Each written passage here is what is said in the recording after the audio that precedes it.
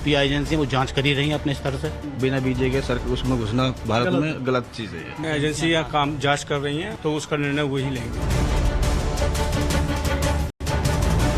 सीमा हैदर का पूरा मामला जो है वो संदिग्ध नज़र आ रहा है। हमारी सुरक्षा एजेंसियां हैं वो सक्षम हैं, वो उनकी पूरी जांच करें। ये मुमकिन है कि इस तरीके से सीमा हैदर को वहाँ की खुफिया एजेंसी ISI ने हिंदुस्तान भेजा हो। लगातार इस संबंध में पुलिस सतर्कता के साथ काम करती है, केंद्रीय एजेंसियां भी लगी हैं और वही लोग बेहतर बता पाएंगे। लेकिन हम उत्तर प्रदेश में कानून के राज को स्थापित करते हुए और मजबूती देने की।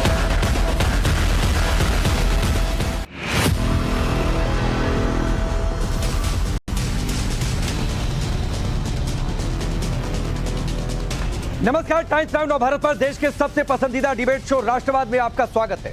आपके साथ मैं हूं राकेश पांडे। राष्ट्रवाद यानी देश से बढ़कर कुछ नहीं। क्या अब यह साफ है कि प्यार की बात करने वाली पाकिस्तानी महिला सीमा हैदर ISI की जासूस है? और क्या इसके सुराग यूपी ATS को मिल चुके हैं? सीमा हैदर की वो कौन सी बातें हैं जो ATS को अखर गई? और क्या अब सीमा हैदर फिर से गिरफ्तार होने वाली है? ये सवाल इसलिए अहम है क्योंकि यूपी ATS ने सीमा से कल 8 घंटे पूछताछ की। आज भी लगातार पूछताछ जारी है, लेकिन इस पूछताछ के दौरान सीमा ने जो गोलमोल जवाब दिए उससे ATS का शक और गहरा हो गया। आपको आगे एक बड़ा स्टिंग दिखाकर अपने देश, भारत और पाकिस्तान से जुड़े मेहमानों के साथ चर्चा करेंगे। लेकिन सबसे पहले वो बड़ी बातें जान लीजिए जो सीमा हैदर की ISI एजेंट होने का सबूत दे रही हैं। इन बड़ी बातों पर आप बेहद ध्यान से नजर डालिएगा। फिर ISI का एजेंट होने की कुछ बड़ी बातें और साथ ही क्या बातें ATS को अखर गई वो आपके सामने रखूंगा। क्या तय है कि सीमा हैदर जासूस है? पहली बड़ी बात, पाकिस्तानी आर्मी में भाई वाले सवाल पर चुप्पी साध दी सीमा हैदर ने। कोई पुष्ट जवाब यूपी ATS की टीम को नहीं दे पाए। दूसरी बड़ी बात, जवाब देने के तरीके से ATS के अधिकारी हैरान हैं। आप सोचिए, जो प्रोफेशनल है, जिनकी ट्रेनिंग है कि अपराधियों से, आरोपियों से सवाल जवाब करें, टेरर के मैटर्स को डील करें, वो हैरान है कि सीमा हैदर जिस तरीके से उन्हें जवाब दे रही है। तीसरी बड़ी बात, सीमा से राज उगलवाने में ATS को परेशानी आ रही है, जो ATS के सूत्र हमें जानकारी दे रहे हैं। आप सोचिए किस तरीके से सीमा हैदर को ट्रेंड किया गया होगा। अगली बड़ी बात, सवालों का गोलमोल जवाब दे रही है। ATS के सूत्र ये बता रहे हैं जिससे इसके ISI एजेंट होने का शक गहरा हो रहा है, और अगर सच्ची होती तो सीधा जवाब देती। सीमा हैदर बेहद तेज दिमाग की है। ATS सूत्रों ने हमें इस बात की जानकारी दी है। और अगली बड़ी बात जो ATS सूत्रों ने बताई है कि अंग्रेजी शब्दों का उच्चारण करवाया गया पूछताछ के दौरान, और ATS के सूत्रों ने जानकारी दी है कि उन अंग्रेजी के शब्दों का उच्चारण उसने शानदार तरीके से किया। सोचिए, जो ठीक से 5वीं पास भी नहीं, वो अंग्रेजी के बड़े शब्दों का उच्चारण कैसे करेगी? कई सवालों पर ATS को गुमराह करने की कोशिश की है। उनका जवाब गोलमोल कर, घुमाकर या नहीं दिया या चुप्पी साध दी। सचिन से पहले भी कई लोगों से संपर्क कर चुकी है। यह बड़ी बात है, बड़ा खुलासा। अकेले सचिन नहीं था जिससे सीमा हैदर ने संपर्क किया था। ATS से पूछताछ में बयानों से पलट रही है। कई सारे सवाल ऐसे जिनके जवाब पहले कुछ और बाद में कुछ और दे रही है। तो ये बड़ी बातें हैं, और ये बड़ी बातें इशारा कर रही हैं कि क्या सीमा हैदर ISI की जासूस है और क्या उसे ट्रेंड करके इंडिया में प्लांट किया गया है। अब सीमा हैदर की वो सच्चाई आपके सामने रखते हैं जो ATS को अखर गई। सीमा के जासूस होने का शक गहराता चला गया और आखिरकार ATS ने तय कर लिया कि उसे सीमा को इंटरोगेट करना होगा। इसीलिए कल 8 घंटे पूछताछ, और आज अभी भी पूछताछ पिछले कई घंटों से जारी है। अब बड़ी बातें जो ATS को अखर गई, और ये आपको भी अखरेगी।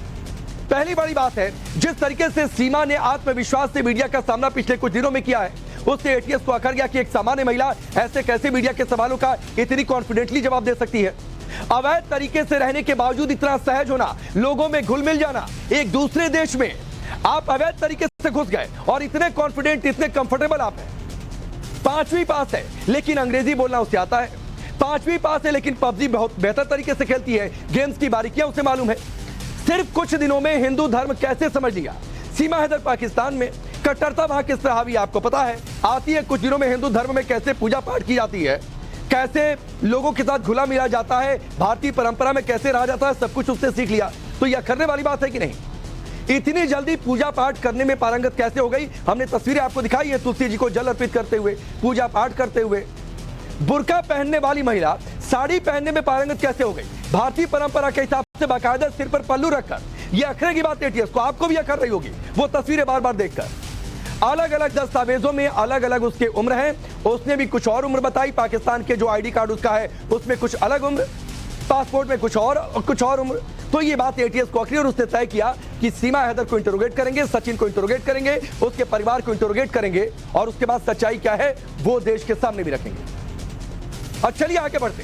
सीमा के पड़ोसी जो उसे बहू मान रहे थे और कह रहे थे कि वो लोग स्वागत कर रहे हैं, वो लोग भी अब पलट गए क्योंकि लगातार हमने सच्चाई उनके सामने रखी। वो लोग भी अब जांच की बात कर रहे हैं। लोग अब कैमरे पर आने से जरूर कतरा रहे थे। ऐसे में टाइम्स नाउ भारत ने खुफिया कैमरे पर सचिन के परिवार वालों से सच जानने की कोशिश की। परिवार और रिश्तेदारों ने जो खुलासा किया वो चौंका देने वाला था। सुनिए। 3-4 साल से बात कर रहे हैं।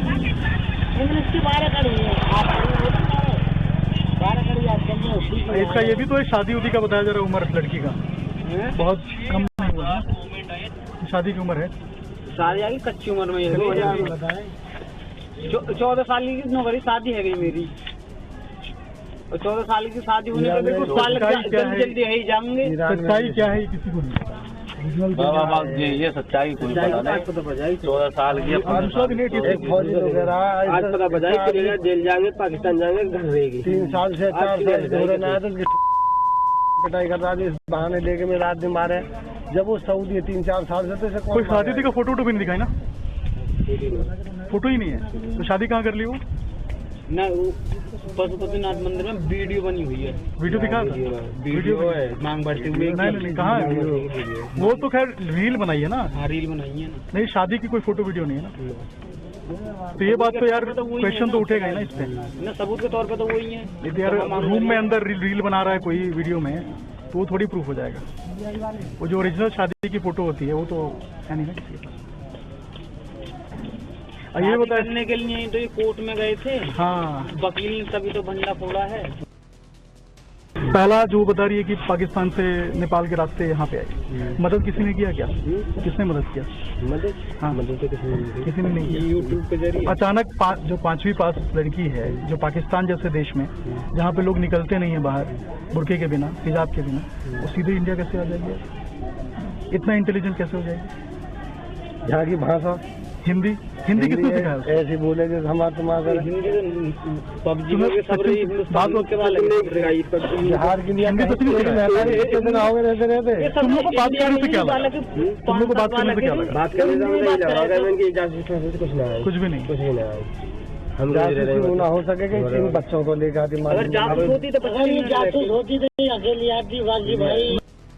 तो आपने सुना लोगों की अलग अलग तरीके की बातें, उम्र को लेकर लोगों की शंकाएं, उसकी बातों पर लोगों की शंकाएं हैं। अब सवाल यह है कि आगे एटीएस क्या कर सकती है, वो भी आपको बताते हैं।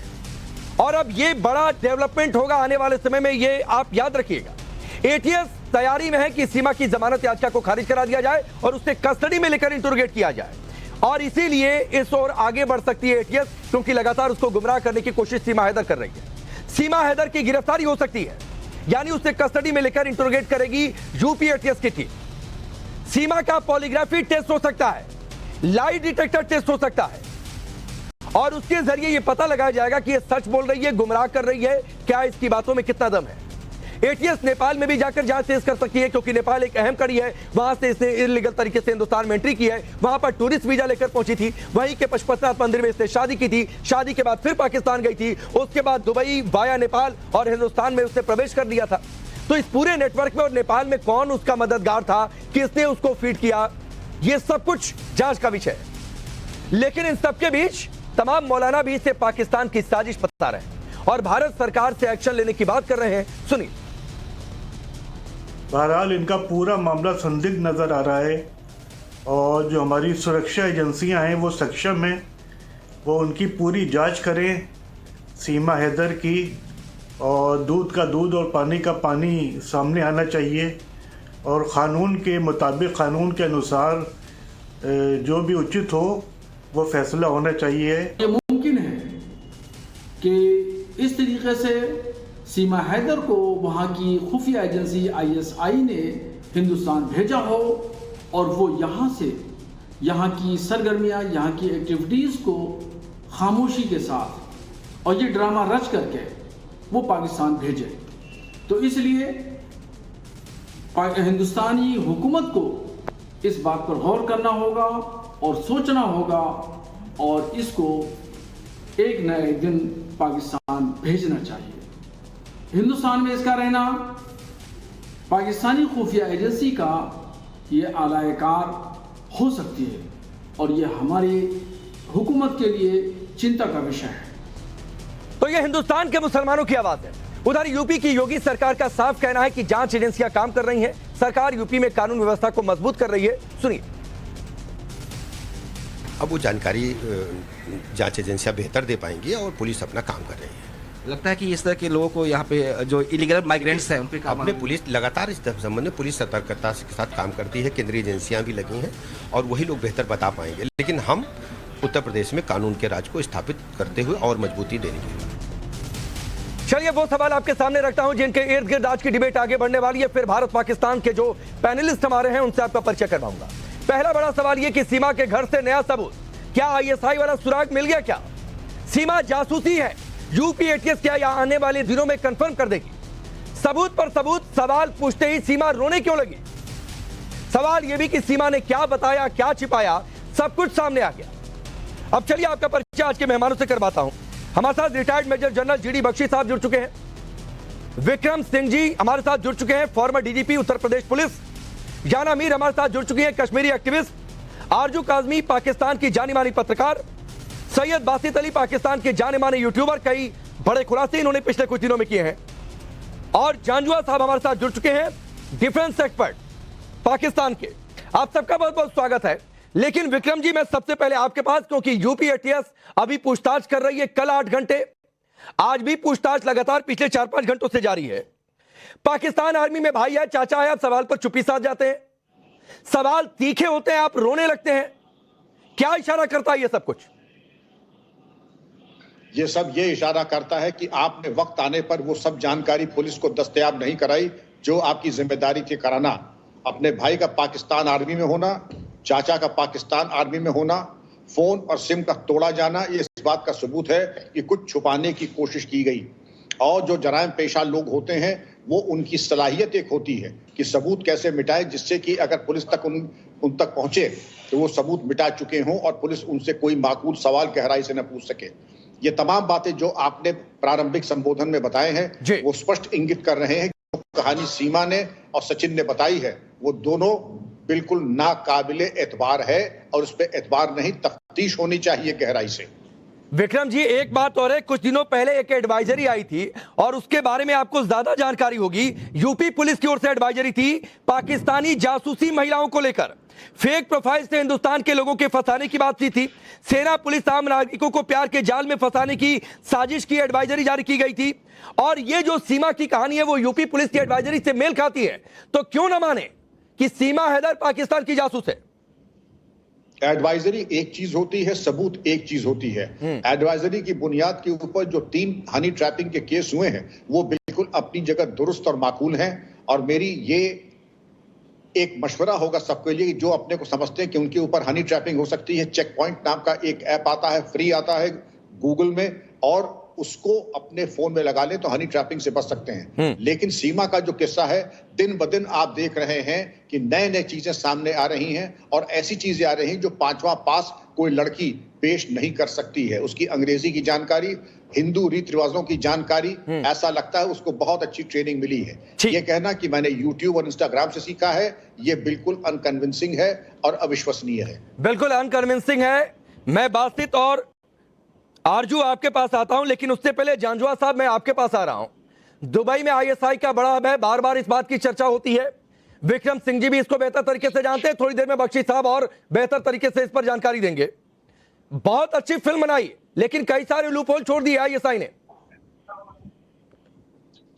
जनाब, आप मुझे ये बताइए कि आप लोग कितने हफ्तों से आईएसआई को रो रहे हैं कि आईएसआई ने किया है? तो आईएसआई वालों ने अगर उसको भेजना था तो पाकिस्तानी पासपोर्ट पे भेजना था। जो 4 बच्चों के साथ उसको इंडिया में स्मगल कर सकते हैं, तो क्या वो इंडियन पासपोर्ट नहीं बना सकते थे?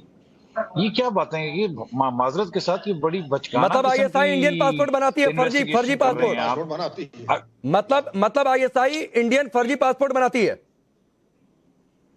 तो क्या आपने फर्जी पासपोर्ट पे पाकिस्तान में एजेंट नहीं भेजे हैं क्या? नहीं, पहले हमारी बात मत करिए हंस रहे हैं, साहब, हमारी मानते बात नहीं हैं करेंगे। जांजुआ साहब, बख्शी साहब यहाँ पर हैं।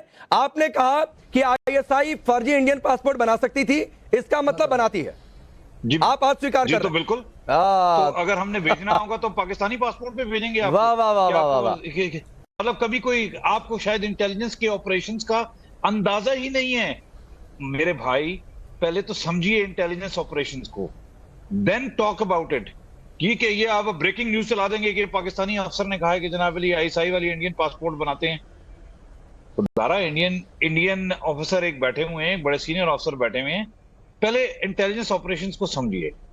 सो आपको ये बात समझनी चाहिए कि बात का बनगड़ बनाना तो आप सारा दिन लगे रहे हैं। पिछले 2-3 हफ्तों से रोज मुझे बुला लेते हैं प्रोग्राम पे। सीमा हैदर ने आपकी नींदें खराब की हुई हैं, और ये उसी तरह ये जिस तरह के आज से कुछ साल पहले एक कबूतर पाकिस्तान से इंडिया में घुस गया था, तो आप लोगों ने क्या वावेला मचाया था उस कबूतर के पीछे। बख्शी साहब का साहब भी कबूतर था, ये क्यों नहीं पठानकोट में जो आए वो भी कबूतर थे, हमारी पार्लियामेंट पर अटैक करने वाले भी कबूतर थे, मुंबई में अटैक करने वाले भी कबूतर थे। बख्शी साहब, अच्छा, वो जिस करना, चलें जी, बख्शी साहब को मैं इज्जत करता हूं उनकी, आपने कह दिया उनको, तो मैं आगे बात नहीं करता, उनसे बात करें।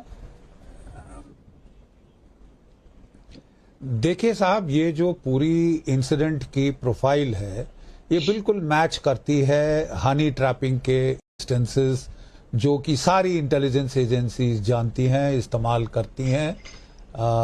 हम लोग भी करते हैं, ये लोग तो खासा इन्होंने तो पेशा बना लिया है अपना। और ये, लेकिन बात एक है कि जो भी हनी ट्रैपिंग का डिजाइन ये लेकर आई है, हमारे मीडिया ने ऐसा बुरी तरह से पर्दाफाश किया है कि मैं नहीं समझता कि अभी ये किसी काम की रह गई है अपने आईएसआई के हैंडलर्स को, क्योंकि पूरा मीडिया ग्लेयर इसके ऊपर है। एक एक चीज इसकी रग रग जो है वो सामने दुनिया के रख दी गई है। और अगर ये समझती थी या इसके हैंडलर समझते थे कि ये कुछ कर पाएगी, so they can put it in their pipe and smoke it. ये बहुत बड़ी बात बख्शी साहब आपने कही है, बहुत बड़ी बात कही है। और जांजुआ साहब, आपको एक और आईना दिखवाता हूं। रावलपिंडी हैदराबाद से कैसे हनी ट्रैप सेंटर आप लोग चलाते हैं, ट्रेनिंग सेंटर, इसकी बात मैं आगे करूंगा। लेकिन आप कह रहे हैं हमने दिखाया ज्यादा, आपने सेंसर किया है, और उसकी गवाह खुद यहां पर बैठी आरजू काजमी है। मेन स्ट्रीम मीडिया में खामोशी है, यूट्यूबर उसके गांव तक पहुंच गए, कई पत्रकार घर तक पहुंच गए सीमा हैदर के, लेकिन मेन स्ट्रीम पर सेंसर है कि भाई खबरें मत दिखाओ। वैसे ही बेइज्जती हो रही है पाकिस्तान की, कहीं के बचे नहीं है। आरजू काजमी,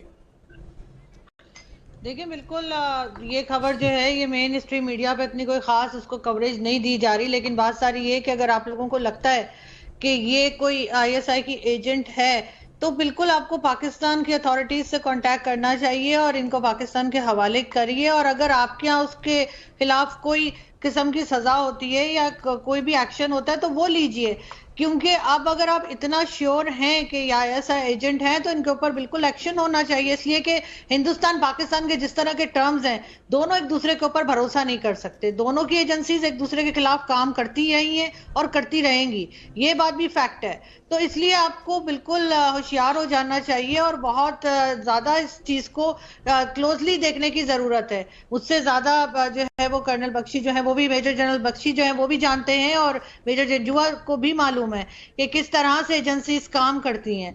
तो इसलिए ये कहना कि नहीं एजेंसी तो हो ही नहीं सकती, ये मेरा ख्याल है कि नहीं कहा जा सकता। कहीं ना कहीं हो सकता है कि इसमें इन्वॉल्वमेंट हो, और अगर आप लोगों के पास सबूत है तो उसके ऊपर एक्शन लेना चाहिए। ठीक है, वो एक्शन लेंगे भी। और आरजू, ये हिंदुस्तान है, पाकिस्तान नहीं। एटीएस पूछताछ कर रही है और सबूतों के साथ एक्शन लेंगे, और जरूरत पड़ने पर समय समय पर हमने जितने टेरर अटैक हमारे यहां हुए उसके सबूत पाकिस्तान को दिए भी हैं। खैर, बासित कुछ कहना चाह रहे हैं। जी, मेरा तो पहले तो बाकी बहस आप जो सवाल कीजिएगा मैं उसका जवाब दूंगा। मेरा आरजू बुखारी साहिबा से एक सवाल है कि आप मुझे ये बताएं, आप इंडिया को ज्यादा सपोर्ट करती हैं पाकिस्तान को? काजमी साहिबा, आपकी रिस्पेक्ट है, आप सैयद हैं। मुझे ये बताएं कि आप इंडिया को ज्यादा सपोर्ट करती हैं पाकिस्तान को? मैं आपसे सवाल पूछना चाह रहा हूँ। मैं सच को सपोर्ट करती हूँ। आप सच को नहीं, आप झूठा तारक फतेह बनना चाह रही हैं। आप झूठा तारक फतेह बनने की नाकाम कोशिश कर रही हैं, और आप पाकिस्तान को ऐसे रिप्रेजेंट नहीं कर सकती। आप दुश्मन का साथ कभी भी नहीं दे सकती इस तरह। आपको मैं 2-3 दिन से देख रहा हूँ कि आप डिबेट मेरे ऊपर नहीं चल रही है। लेकिन आप गलत कर रही हैं। देखिए, आपसे रिक्वेस्ट है कि आप इस तरह पाकिस्तान चलें। ये बात आपका फैसला, अवाम पाकिस्तानी अवाम पे छोड़ देते हैं कि आप क्या कर रही हैं। तारक फतेह बनने की आप कोशिश ना करें। नहीं, पाकिस्तान की आवाम, सैयद बासित अली, पाकिस्तान की आवाम तो हिंदुस्तान के गुण गा रही है जाके। आपके आप बख्शी साहब कुछ क्या बातें कर रहे हो, दूसरे पैनलिस्ट को मैं कब से देख रहा हूँ। आप मुझे बात सुने, आप मेरी बात सुने। देखें, ISI के पे आप सिर्फ इल्जाम लगा सकते हैं, कभी आपने कुछ प्रूफ नहीं किया। इस तरह तो आप भाई बासित अली सुनिए, मैं आप ही के पास हूँ। एक नहीं हजारों प्रूफ दिए हैं हिंदुस्तान ने। और कहिए तो बख्शी साहब से गिनवा दूं अभी, मुंबई से लेकर दिल्ली तक करते हैं, हमने भी मुंबई से लेकर दिल्ली तक, आपने भी प्रूफ पठानकोट तक। कसाब कौन था? कसाब कौन था भाई? यादव का, कलभूषण का आपको बहुत बड़ा प्रूफ हमने दिया है। ठीक है, आपने तो ऐसा कोई प्रूफ नहीं दिया। हम तो देखिए, हम आपके भले की बात कर रहे हैं कि ये लड़की आपके बॉर्डर्स को एक्सपोज कर गई है कि आपके बॉर्डर्स करके क्या जख मार रहे हैं, कोई भी एंटर हो जाता है। आपकी फौज क्या कर रही है बॉर्डर्स पे? कोई एक लड़की को बाकी तो सारे सिविलियंस हैं, तो हम दोनों से बात करें ना फौजी मामला। ठीक है। नहीं, बासित कुछ कहना चाह रहे थे, बासित कुछ कहना चाह रहे थे भाई, मैं यही कह रहा हूँ। जांजुआ साहब बासित कुछ कहना चाह रहे थे। और सुनिए, मैं याना आपके पास आता हूं, लेकिन इसका सही जवाब बख्शी साहब देंगे। हमारी सरहदें कमजोर नहीं है, सरहदें अपनी देखिए एक्सपोज हो गई हैं। बख्शी साहब इनको जवाब दीजिए। दोनों तरीकों से अगर आप पाकिस्तान पे इल्जाम लगाते हैं फिर भी एक्सपोज हो गई हैं। देखिए साहब, आप जरा शांति रखिए, आप पानी का गिलास पीजिए, 1 मिनट ठहर जाइए। देखिए, मैं कहना ये चलो मैं पी लेता हूँ, वो पीते हैं, मैं पी लेता हूं। अनफॉर्चुनेटली पाकिस्तान आजकल सुन लें, पाकिस्तान एक फटीचर मुल्क हो गया है। उसकी इकोनॉमी मेल्टडाउन की कगार पे है, बुरे हाल हैं, लोगों को खाने पीने को मिल नहीं रहा, टमाटर नहीं खरीद सकते, और जहां मौका मिलता है कोर कमांडर के घर से मोर उठा लाते हैं खाने के लिए, और स्ट्रॉबेरी उसके जो फ्रिज खोल के खाते हैं। ठीक है साहब, ये हाल है पाकिस्तान का असलियत में। मेरी आपको एडवाइस है कि आप जरा अपने अंदर गरेबान में झांकें, आप अपनी जो मसाइल हैं उनको सॉल्व करें। 24 घंटे दूसरों को जो है तंग करना, दूसरों के खिलाफ साजिशें करना, ये आदत जितनी जल्दी आपकी छूटेगी उतनी जल्दी आपकी मुल्क की निजात होगी। लेकिन याना आपको लगता है, बासित में आता हूँ, एक पैनलिस्ट ने अभी कुछ नहीं बोला है। मैंने बात की, मैं इसका जवाब। बासित अली रुक जाइए, बासित 30 सेकंड जल्दी, 30 सेकंड। देखिए, आपने पाकिस्तान के अंदर के हालात की बात की, आपकी पूरा दिल्ली डूबा हुआ है, टमाटर आपको मिल नहीं रहे वहाँ पे। भाई दिल्ली से पानी निकल गया, ग्रोथ आप देखें। ओ भाई बासित अली, दिल्ली से पानी निकल गया, हमने अपने लोगों को सेफ रखा। सुनिए, और टमाटर की कीमतें भले दो तो आपको शर्म आ जाएगी कि लाहौर कितना तरक्की याफ्ता है, कराची कितना तरक्की याफ्ता है, हमारे मुल्क में फिर के तो देखें। भाई बासित अली सुनिए, एक बात कहकर मैं याना मीर के पास जाता हूँ। सुनिए बासित एक बात सुन लीजिए, हम भी छेड़ेंगे। बासित अली सुन लीजिए, एक बात कहकर मैं याना मीर के पास जाता हूँ, सुन लीजिए। हमारी सोच क्या है वो मैं आपको बता देता हूँ। हम चांद पर पहुंच रहे हैं, चंद्रयान 3 लॉन्च किया है। अरे सुन लो भाई, सुन लो, ये सब आपके फेक। बासित अली सुन लीजिए, बासित अली सुन लीजिए। अरे भाई सुन लो भाई। मिस्टर एंकर पर्सन, आप चांद पे जाने की बातें कर रहे हैं, आपसे आपका ब्राह्मोस मिसाइल तो कंट्रोल होता नहीं है, चांद पे जाके भाई साहब। और सुनिए बहुत विद ड्यू रिस्पेक्ट जांजुआ साहब, एक बात सुनिए, जांजुआ साहब एक बात सुनिए, हमारी ब्रह्मोस मिसाइल कहां जाकर जाता है? जनरल साहब ने एडमिट कर लिया, जनरल साहब ने एडमिट कर लिया कि वो जानबूझ के, वो हमेशा सही जगह जाता है। इसको यानी कि आप और अपने इलाके संभालिए, क्या हुआ? एक बात सुन लीजिए जांजुआ साहब, मैं बासित आपसे नहीं, जांजुआ साहब से कह रहा हूं, सुन लीजिए। झंडे पर चांद लगाना और सुनिए, झंडे पर चांद लगाना और चांद पर जाकर तिरंगा लहरा देना, दोनों में अंतर है। वो आप लोग नहीं समझेंगे और ना पाकिस्तान कभी समझ सकता है। हम तो बहुत समझे हुए हैं। हाँ, तो बस आप तो बहुत समझे सर, आप झंडे पर चांद लगाकर खुश होइए। बहुत अच्छे से देखा आप अपने झंडे पर याना मीर पाकिस्तान अपने झंडे पर चांद लगाकर खुश होगा, हम चांद पर जाकर तिरंगा लहराकर खुश होंगे। ये फर्क है हिंदुस्तान पाकिस्तान में। याना मीर भाई, चांद पर जाके क्या करोगे? चांद पर जाके क्या करोगे? अंगूर खट्टे हैं, में संडास बनवा दो। अंगूर खट्टे हैं, डिफेंस भाई इतने पैसे खर्च करने अंगूर खट्टे हैं जांजुआ साहब, दिल्ली में अंगूर खट्टे हैं, अंगूर खट्टे हैं। याना मीर अंगूर खट्टे हैं। मैं बात कर लूं, अब मैं बात करूं जेंटलमैन प्लीज। देखिए, मैं तब से डिबेट सुन रही हूं। जाने की बातें कर रहे हो, अंगूर खट्टे नहीं है, संडास खट्टे हैं। ठीक ठीक। That was very informative, Janjua साहब, very informative. Thank you very much. I would like to continue the debate, please. देखिए, मुझे समझ नहीं आ रहा कि मतलब ये सब चल जी। Can I talk now? जानजुआ साहब, याना मीर को बोल लेने दीजिए। याना मीर, शायद उनको संडास याद आ रहा है, शायद इसलिए वो बार बार वही लाइन बार बार मेरे बीच में बोल रहे हैं। एनीवे, इसी हम ये चीज नहीं समझ पा रहे हैं। पहले चुप कर गया था, आपका सिस्टम नहीं चल रहा था, मैं तो काफी देर पहले चुप कर गया था। बहरहाल इल्जाम तराशी की आदत है, चले बोलिए बात, मैंने बात नहीं की है। हम ये चीज समझ नहीं पा रहे हैं कि हम ये क्यों नहीं देख पा रहे हैं कि सीमा हैदर जैसी लड़कियां, देखिए सीमा हैदर फर्स्ट नहीं है, सीमा हैदर फर्स्ट नहीं। Please let me speak. मैं आपसे आर्ग्यू नहीं करना चाहती, मैं अपने इंडियन न्यूज चैनल पे अपना व्यू पॉइंट देना चाहती हूँ। मैं सचमुच यहाँ किसी पाकिस्तानी के मतलब उनसे आर्ग्यू करने नहीं आई, so please let me talk. तो हम ये क्यों नहीं देखना चाहते, यहाँ जो भी इंडियंस मौजूद है मैं उनसे कहना चाहती हूँ, व्हाई कांट वी सी कि Seema Haider is not the first one. इससे पहले इकरा जीवानी भी आई थी जनवरी में इस साल, वो भी किसी गेमिंग ऐप के थ्रू किसी लड़के को मिलके नेपाल के रास्ते से बैंगलोर में आके सेटल हो गई थी और वहां रहने लगी थी। फिर उसका पकड़ा गया फेक आधार कार्ड। हमें ये चीज माननी पड़ेगी कि अगर डीआरडीओ और हिंदुस्तान एरोनॉटिक्स और इन सब जगहों पर, अगर इन सब सेंसिटिव जगहों पर अगर अपना ये हनी ट्रैपिंग के केसेस चल रहे हैं, तो नेपाल बॉर्डर में कुछ अलग ही लेवल की आलस चल रही है। ये क्या हो रहा है नेपाल बॉर्डर से जो आ रहे हैं। और दूसरी चीज, लेट मी कंटिन्यू, जो सीमा हैदर ने किया, आप बोल रहे हैं उसने इतने जल्दी कैसे सीख लिया इंडियन जो है कल्चर वगैरह। वो इंडियन सीरियल्स देखकर सीख सकता है कोई भी, क्योंकि आजकल ये रोने धोने वाले पाकिस्तानी सीरियल कोई देखता नहीं, सारे इंडियन सीरियल्स देखते हैं, वहां से वो सीख जाते हैं। उनको शौक है क्योंकि उनको पता है, और वो इंडिया में इसलिए आना चाहती है क्योंकि पाकिस्तान में जो हालात हैं औरतों के वो बहुत बुरे हैं। जो उनकी वहां पे हुदूद ऑर्डिनेंस आप देखिए, एक रेप विक्टिम अपनी टेस्टिमनी भी नहीं देख सकती।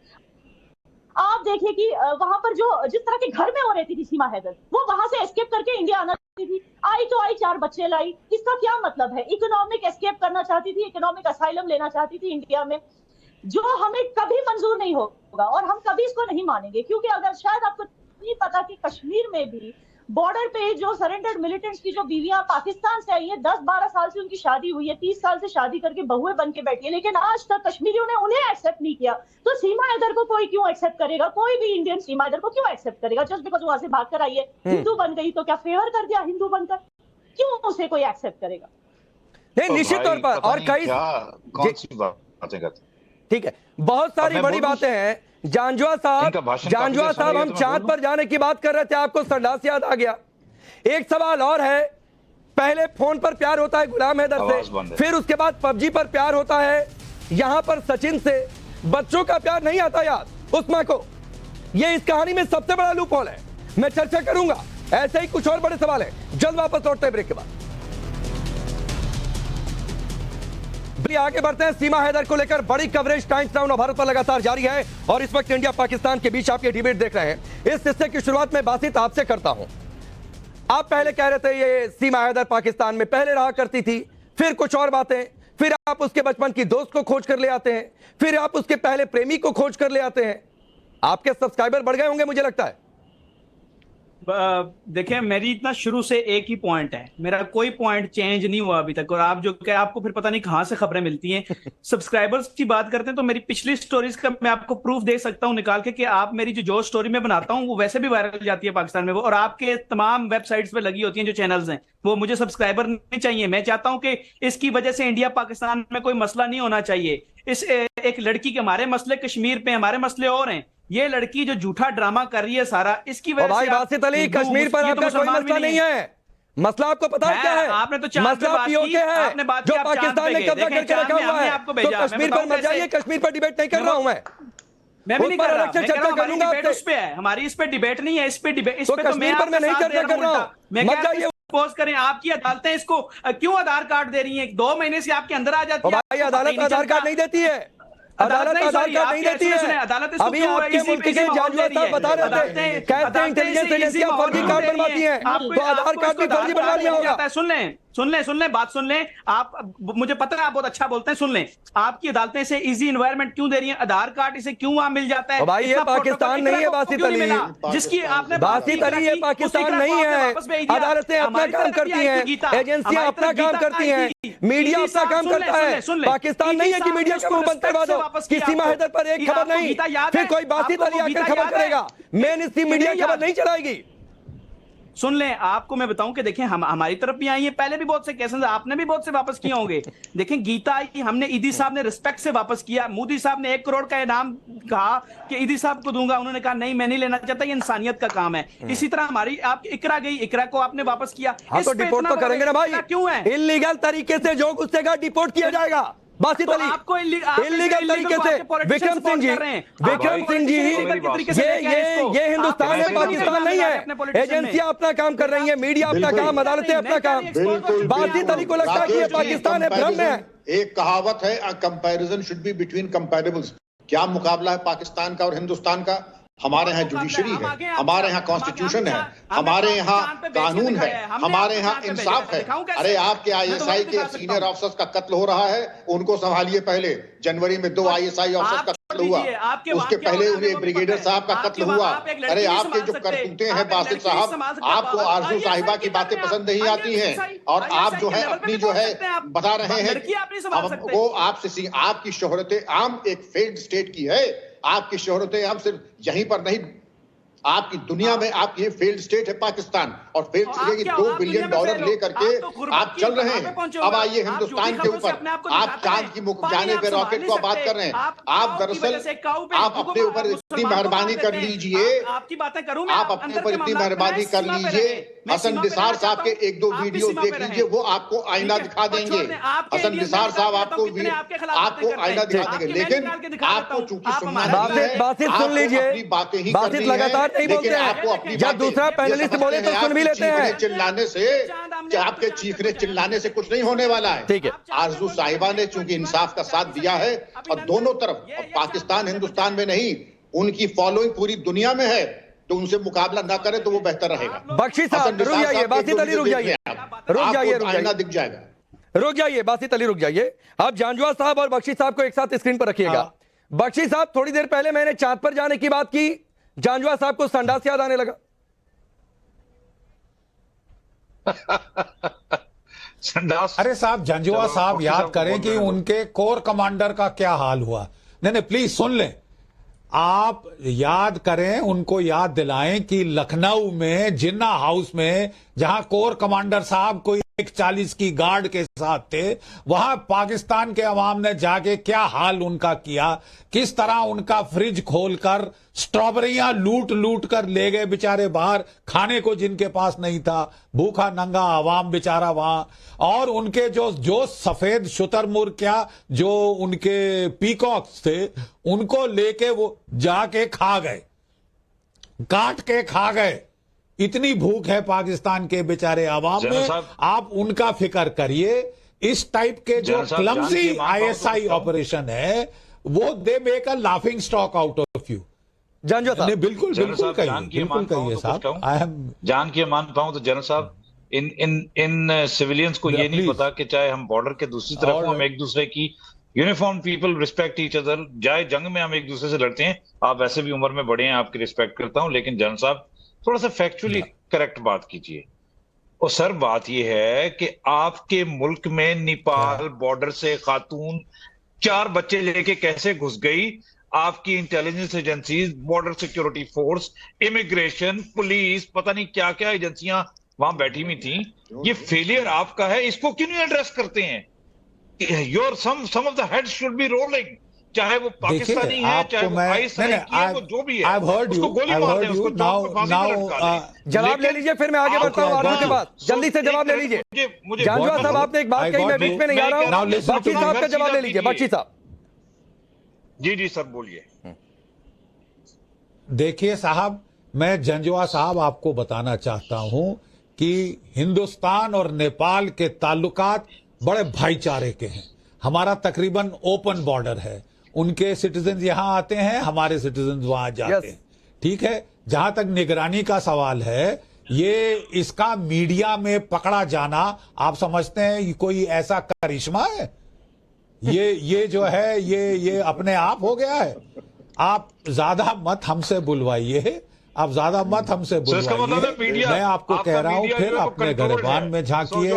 आपके देश में गुर्बत है, आपके देश में गुर्बत है, आपके देश में किल्लत है। उस बेचारे आवाम को देखिए और माफ कीजिए वो किल्लत आप वर्दी वालों की वजह से ठीक है, ठीक है। मैं तो आगे बढ़ता हूं। 30 साल जो आपने डायरेक्ट जो बातें बख्शी साहब फिनिश जी let me finish this is not Bakshi साहब पूरा करिए। बख्शी साहब आपके पास हो, एक मिनट। आपने अपने मुल्क में आपने अपने मुल्क में 75 साल में से 30 साल डायरेक्टली राज किया है और 45 साल आपने कठपुतलियां और मोहरे चलाए। ठीक है साहब, अब जो है आपको लेने के देने पड़ रहे हैं। आपने जिस तरह से आवाम का खून चूसा है, माफ कीजिए, I feel sorry for the people of Pakistan, I feel very deeply sorry. हमको आवाम से कोई दुश्मनी नहीं है आपके। हाँ, आपकी फौज जब उल्टे सीधे कार्रवाइयां करती है, आपकी आईएसआई जब जरूरत से ज्यादा जो है चतुर बनने की कोशिश करती है और इतने क्लमजी हनी ट्रैप ऑपरेशंस करती है, हनी ट्रैप ऑपरेशंस भी कामयाब होने के लिए चुपचाप में हो जाने चाहिए। जनरल साहब एक सिपाही, एक जो सिपाही है वो थोड़ी वक्त की कमी है। एक जो स्पाई है, he doesn't like to work in the limelight.